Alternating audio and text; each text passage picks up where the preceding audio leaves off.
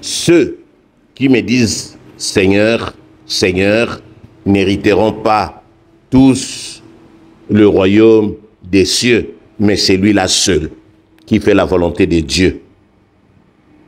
Verset 22. Plusieurs me diront en ces jours-là, Seigneur, n'avons-nous pas prophétisé par ton nom?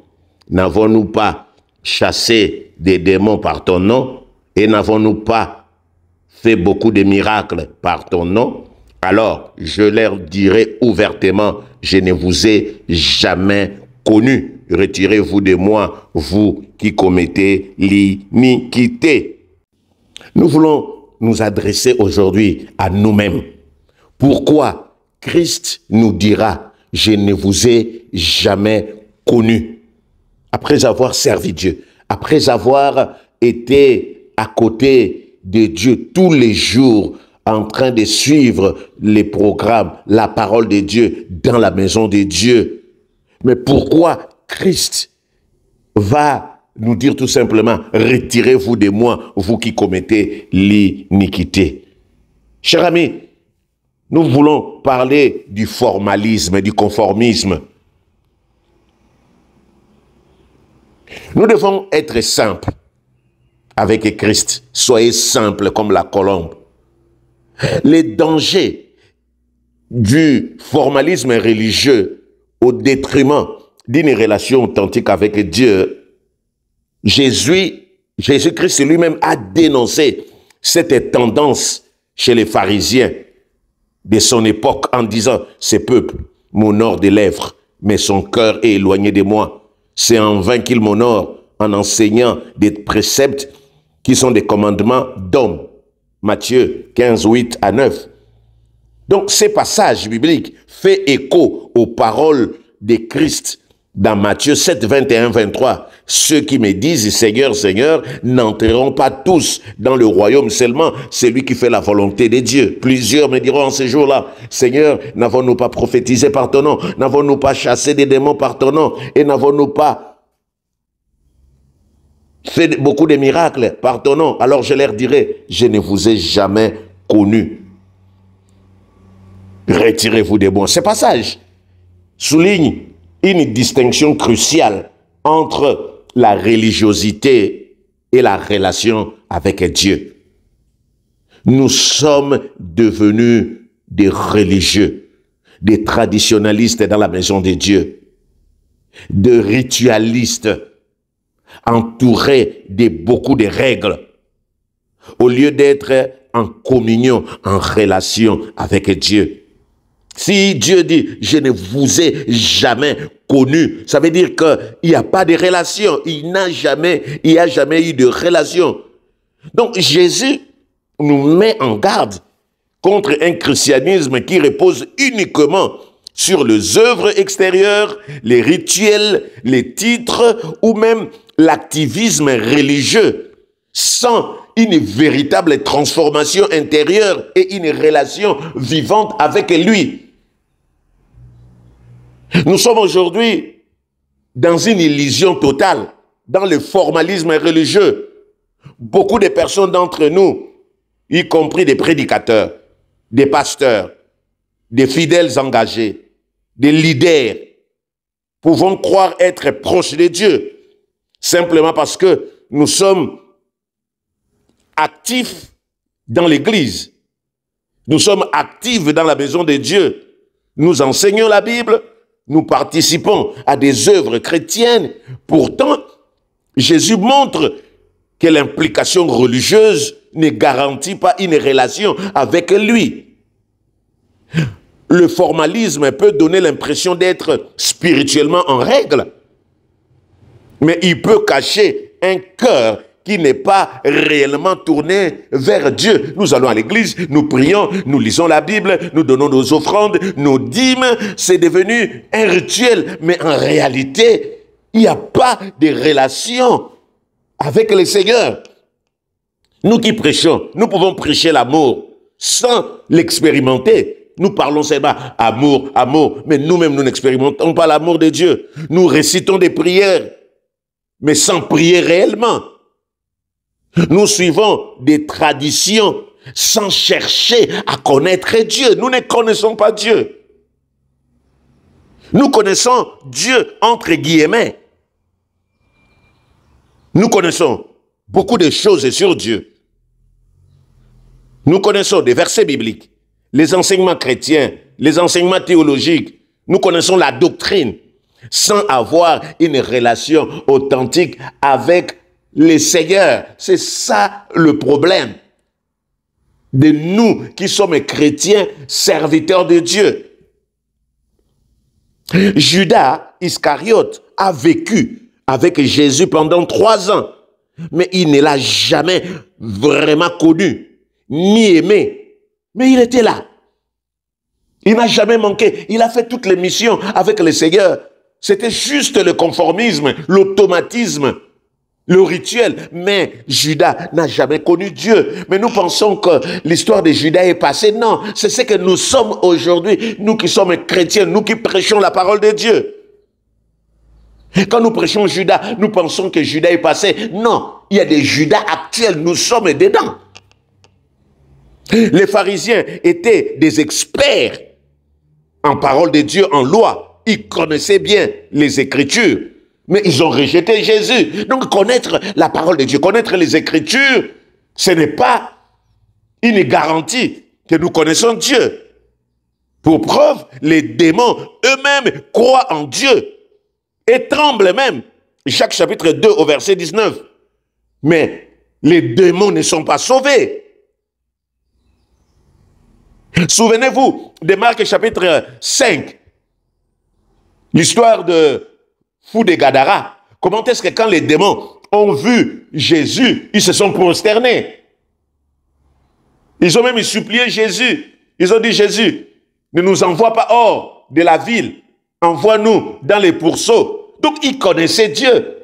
Donc, beaucoup de chrétiens que nous sommes, nous nous comportons comme cette histoire. Nous connaissons Dieu, mais nous n'avons jamais été saisis, jamais touchés par Dieu.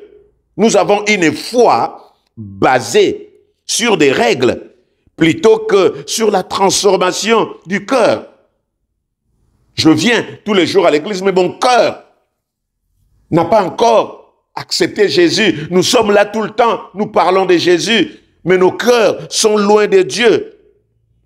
Jésus reprochait souvent aux religieux de son époque leur attachement aux traditions humaines au détriment de la vraie foi.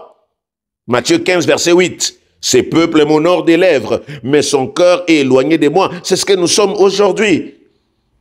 Vous nettoyez l'extérieur de la coupe et du plat, mais l'intérieur, vous êtes plein de rapines et d'intempérance. Matthieu 23, 25.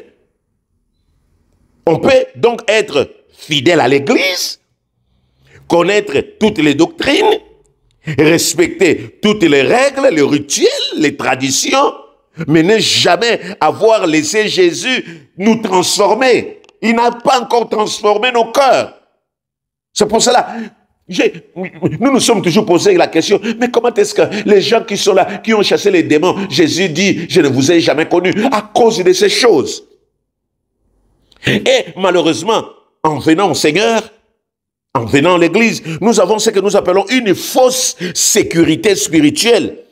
Nous pensons que le salut est assuré parce que nous sommes dans une bonne église, nous suivons des bons enseignements, nous avons un certain statut dans la communauté chrétienne. Or, Christ montre que le salut ne repose pas sur des œuvres visibles, mais sur une relation réelle avec lui. Oh, cher ami, les dangers des titres, serviteur de Dieu, apôtre, bishop, évêque, chargé de. Les dangers des titres et des positions. Un pasteur, un prophète, un évêque, un ancien peut être en première ligne. C'est ce qu'on nous place. Quand nous arrivons, tout le monde nous respecte. Dans l'église, nous prêchons la parole de Dieu. Pourtant, nous sommes loin de Dieu. Nos cœurs sont loin de Dieu. Les chrétiens viennent dans la maison de Dieu, mais ils sont ailleurs. Et vous savez, maintenant, nous sommes dans des comparaisons. Certains se croient juste en se comparant aux autres. Ah, ils sont des pécheurs. C'est ce que nous faisons. Oh, celui-là, il mérite l'enfer. Celui-là, le jour où Jésus va revenir, il n'ira pas au paradis. Lui-là, il va, le jour de l'enlèvement, il va pas être enlevé. C'est un soulard, c'est un voleur, c'est un brigand. Oh, bien-aimés dans les Seigneurs, souvenons-nous de ces messieurs qui étaient à la croix avec Jésus. À quelques secondes de la fermeture de la porte, cet homme s'est retrouvé à côté de Jésus au paradis. Jésus lui a dit, aujourd'hui même, tu seras avec moi au paradis, pendant que les gens les condamnaient. Chers amis, nous commettons l'erreur de condamner les gens qui ne connaissent pas Dieu, croyant que nous connaissons Dieu, nous connaissons la parole, nous venons dans la maison de Dieu, nous donnons nos offrandes et nos dîmes. Ces jours-là, nous serons surpris de voir Jésus nous dire, je ne vous ai jamais connu. Et tous ces impudiques, ces prostituées, ces voleurs vont faire la repentance à la dernière minute et rentrer dans le repos de Dieu. Aujourd'hui, l'Église enseigne une foi falsifiée. La religion sans transformation. Oh, chers amis, ceux qui sont rejetés par Jésus sont des personnes convaincues de leur propre justice. Elles pensent être sur la bonne voie. C'est ce qui est dangereux. L'homme trouve que non, moi ce que je fais c'est bon, mon église c'est bon, il sait qu'on m'enseigne c'est bon. Nous pensons être sur la bonne voie. Or, nous sommes loin. Ce qui nous manque, chers amis, dans cette vie que nous avons acceptée, c'est ce que nous appelons la vraie communion, la vraie relation avec Jésus, basée sur l'amour et l'obéissance à sa volonté. L'apôtre Paul met en garde contre cela. Ils ont l'apparence de la piété, mais renient ce qui en fait la force. De Timothée 3, 5, quand on nous voit, serviteurs de Dieu, tout le monde nous respecte. Oh, chrétien, oh, cet homme aime Dieu, oh, il est tout le temps à l'église. Même nous, serviteurs de Dieu, quand nous voyons les gens qui sont toujours assidus, non, cette femme, cet homme est toujours là, mais son cœur, oh Seigneur, Seigneur, aie pitié. Il n'y a plus la vraie foi. Il n'y a pas de vraie relation avec Christ. La foi chrétienne ne repose pas sur une simple adhésion à une église ou à un système de croyance, mais sur une transformation intérieure par Jésus. Ce qui compte, ce n'est pas ce que nous faisons pour Dieu, mais ce que nous sommes en Jésus-Christ. Jésus n'a pas dit, venez à une religion, mais venez à moi. Donc nous devons venir à Jésus-Christ d'après Matthieu 11, verset 28. Même nous qui prêchons, nous devons présenter Jésus-Christ aux hommes. Au lieu de leur prêcher l'église, les règles, nous présentons souvent nos doctrines, nos dogmes, nos visions. Au lieu de présenter Jésus lui-même préside, venez à moi, vous tous qui êtes fatigués. Il ne dit pas, venez à l'église. Il n'a pas dit, je suis venu vous donner une nouvelle loi, mais je suis venu pour que vous ayez la vie et la vie en abondance. Jean 10, 10. Donc nous avons créé des règles, nous avons créé des lois. Alors, chers amis, nous devons nous poser la vraie question, toi et moi. J'ai dit aujourd'hui, moi je ne prêche pas. Tous ceux qui m'écoutent toujours, qui m'écoutent, mais je me prêche aujourd'hui moi-même. La question que nous devons nous poser, ai-je une relation authentique avec Christ Jésus? Je dois m'examiner sincèrement. Est-ce que je connais réellement Jésus ou seulement je connais seulement l'Église, je connais des choses de Jésus? Ma foi repose-t-elle sur une relation vivante avec Christ ou sur les habitudes religieuses? Mon cœur a-t-il été transformé ou suis-je resté le même malgré mon engagement religieux? Oh, cher ami, rappelons-nous toujours, je ne vous ai jamais connu. C'est un avertissement solennel. Ce message est un avertissement sérieux pour tous ceux qui se reposent sur leur activisme religieux. Leur titre leur fidélité à l'Église sans jamais avoir réellement expérimenté la présence de Dieu dans leur vie, la relation. La vraie foi, ce n'est pas faire des choses pour Dieu, mais être en communion avec Dieu. Suis-je en communion avec Dieu? C'est un cœur transformé qui cherche à aimer et à obéir à Christ, plutôt qu'un ensemble de rites et de traditions vides. Le jour du jugement, ce ne sera pas nos œuvres extérieures qui nous sauveront, mais notre relation authentique avec Jésus. Si le Seigneur, je précise, me dit, garçon de course, je ne t'ai jamais connu, ça veut dire que je n'ai pas eu de relation. C'est le moment de cultiver une nouvelle relation, communion avec Dieu. Je dois aller vers Christ et non vers les règles, vers les traditions. Oh, je ne suis pas contre l'Église. L'Église est un moyen, mais pas une fin en soi. L'Église, en tant qu'institution bâtiment, est un outil ou un outil, un cadre pour le culte et l'enseignement, mais elle ne doit jamais remplacer la personne de Christ. Quand nous croyons, nous nous attachons plus aux structures, aux traditions, aux rituels qu'à Jésus lui-même, nous risquons de tomber dans une religion sans vie. Et c'est ce qui se passe. Le but ultime du christianisme n'est pas être fidèle à une église, à une communauté, à une assemblée, à une organisation, à une institution, mais de connaître personnellement Dieu et de marcher dans son amour et sa vérité. L'Église, si nous voulons bien comprendre l'Église, nous ne devons plus considérer l'Église bâtiment, l'Église institution, nous devons considérer l'Église comme une famille où Dieu, c'est lui le Père et que nous devons être en relation avec lui. Souvenez-vous de quelqu'un qui dit à son mari, essayez de voir ça, un homme qui dit à sa femme, je t'aime beaucoup, mais je n'ai pas besoin d'être en relation avec toi. C'est ce que nous sommes. Nous aimons Dieu, mais nous n'avons pas de relation. Chers amis, nous sommes tellement durs envers les autres. Nous qui prêchons la parole de Dieu, nous chrétiens, nous sommes durs envers les pécheurs. Or, nous ne savons pas que c'est un piège religieux. Jésus a été confronté à des religieux qui appliquaient la loi avec rigidité, mais sans amour. Lorsqu'une femme adultère fut amenée, les pharisiens voulaient la lapider. C'était la loi. Mais Jésus leur répondit que celui de vous qui est sans péché jette le premier la pierre contre elle. Jean 8, verset 7. Plutôt que de condamner, il a montré la grâce, la compassion, tout en appelant à la repentance. Jésus n'a pas encouragé cette femme à demeurer dans les péchés. Jésus a amené cette femme dans la repentance. Mais il lui a montré la grâce et la compassion. Mais nous sommes durs.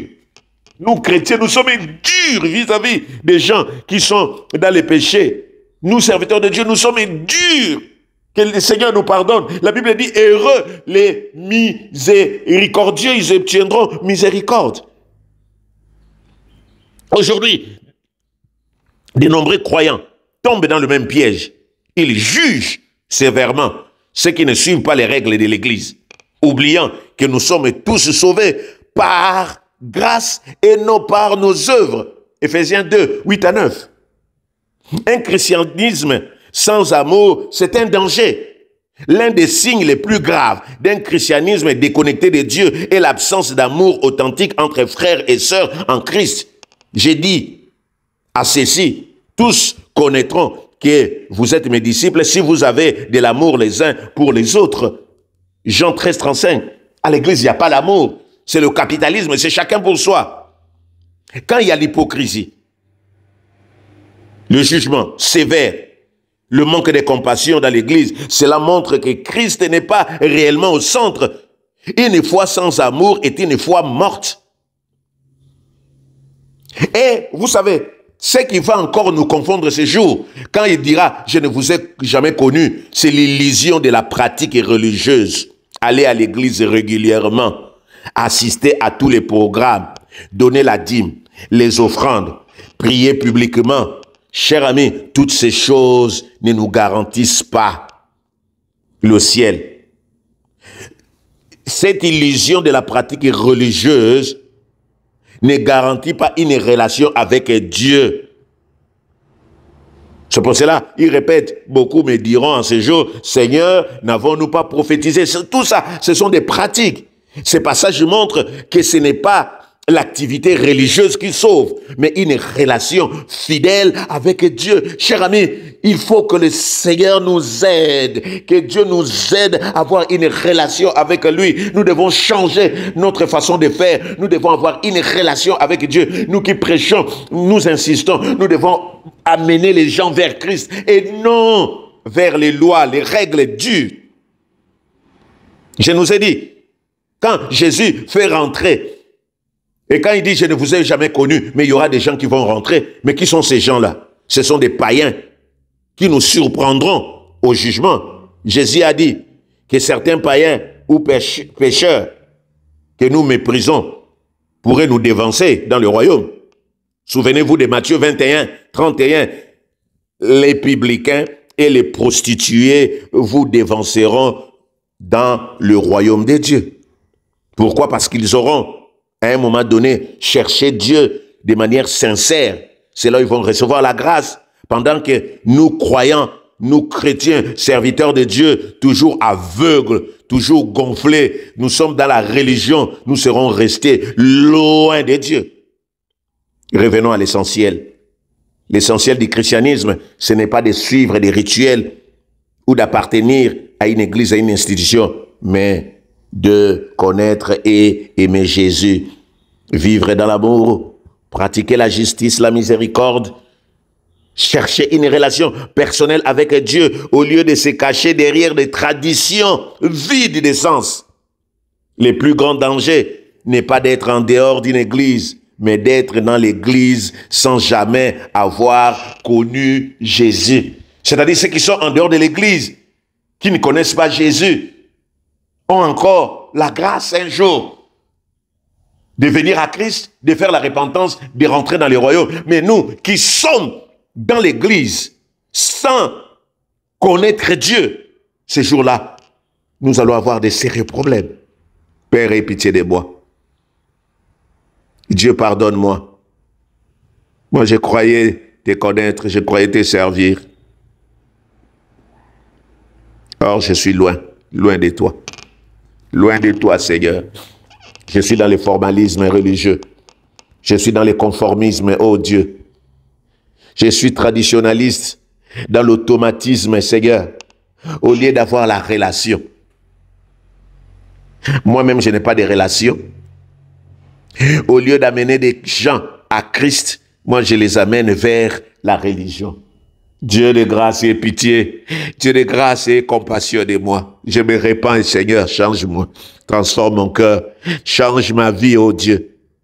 Je t'en supplie. Éternel, je ne veux pas ce jour-là que tu me dis, je t'ai jamais connu, à cause du formalisme. Oh Père éternel, je prêche des milliers de fois. Je cite le nom de Jésus des millions de fois, mais sans pourtant connaître Jésus. Éternel, pitié. Éternel, aide-moi. Aide-moi, Seigneur. Aide-moi, cher Saint-Esprit, à connaître Dieu. À avoir une relation. Je dois avoir une relation. Oh Père éternel, un mariage sans relation n'est pas un mariage. Même avec Jésus, je dois avoir une bonne relation. Si je veux réussir ma vie chrétienne, aide-moi, cher Saint-Esprit, à avoir une bonne relation, à connaître Dieu. Éternel, fais-moi connaître Jésus. Dieu, fais-moi connaître Jésus. Tous les jours, je vais connaître Dieu un peu plus. Oh Dieu, merci. Merci Saint-Esprit. Merci pour ta grâce. Merci pour ton amour. Merci pour ta bonté. Merci. Oh Dieu, merci. Aide-moi à te connaître un peu plus. Amen.